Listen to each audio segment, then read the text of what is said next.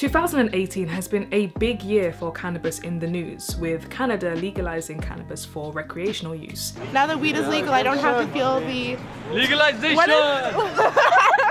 I don't know the word, but it's not a negative thing anymore, which it shouldn't be. As of November the 1st in the UK, you can now get cannabis on prescription from doctors, although it's actually a lot more complicated than it first appears. And I'm gonna attempt, and I say attempt, to break that down to make it easier to understand. So, as of November the 1st, 2018, it's now legal for clinicians to prescribe cannabis-based medicinal products to humans. This decision came after two polarizing cases earlier this year, with Billy Caldwell and Alfie Dingley, who have severe and rare forms of epilepsy, being denied their cannabis treatments that have been helping their conditions. The public outcry caused there to be a shift in how the government sees and schedules cannabis-based medicinal products in the UK. But it also highlighted the shifting attitudes in how we view cannabis for medicinal use in this country. Lots of people, including myself, got quite excited when the news first came out that this was going to be legalized for prescription-based for certain cannabis products. But actually, when you start to read between the lines in what's happening, it's a lot more complicated and restricted than it first appears. So as of June of this year, the Home Office launched a review into the scheduling of cannabis and cannabis-based medicinal products for prescription in humans. It's not satisfactory for the parents, it's not satisfactory for the doctors, and it's not satisfactory for me.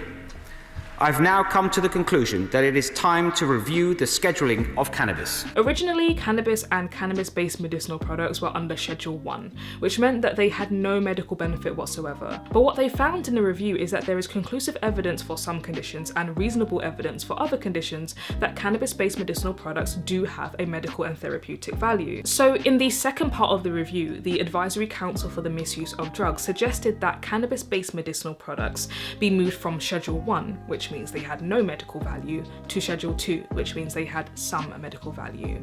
And also that there should be a refinement on the definition of what a cannabis-derived medicinal product actually is.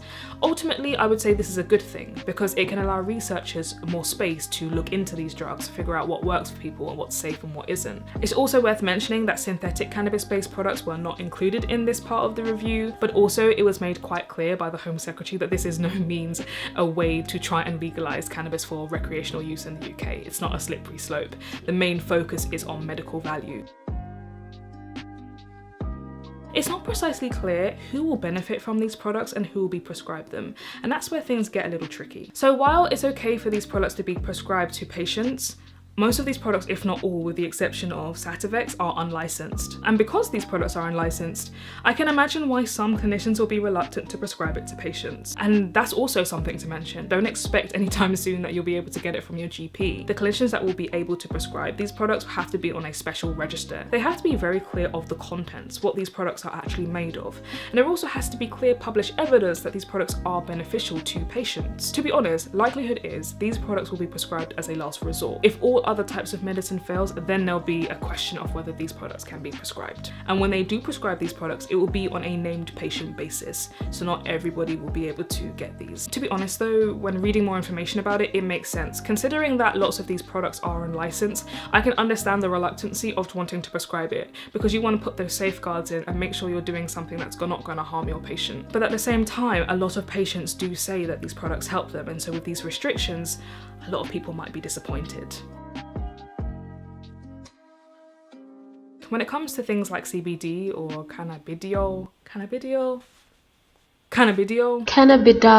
When it comes to products like CBD, that's legal in the UK and a lot of people find that quite helpful, but it's only legal in its purest form. It can't have things like THC in it, which is the part that make people feel high. So there are some people that find benefits with CBD, which is currently not a controlled substance, but some people find benefits with the mixture of other things inside the cannabis oil, including the THC.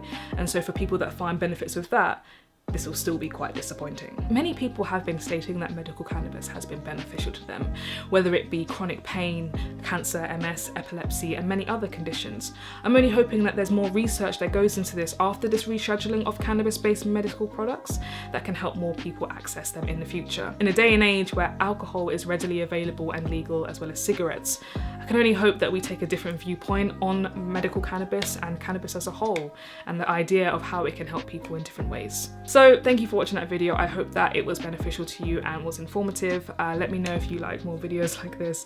If there's anything I missed out, please put it in the comments below on whichever platform this video is on. And if there's anything I got wrong, put it in the comments as well. Make sure you like this video. If it's on YouTube, subscribe. If it's on Facebook, maybe like the page or something like that. Whichever platform it is, press the button that means that you like it and that this will go other places. Share it around as well. Anyway, thank you for watching this video and I will see you in the next one.